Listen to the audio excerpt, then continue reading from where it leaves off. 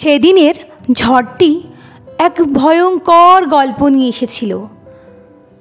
তোমার মনে পড়ে? কি বৃষ্টি, কি ঝড়! ঠিক সেই সময় তুমিও স্টেশনে, আমিও স্টেশনে আছি।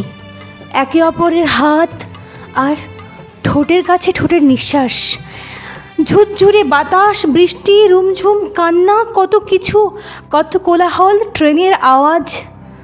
তার মাঝে যখন তোমার হাতটা আমি ছাড়লাম, মনে পড়ে তোমার? হাত তুই ছেড়ে দিলি, ধরবি না আর আমার। যাই হোক, সেটা আমার ছাড়া ছিল। তোমার মনে পড়ে না?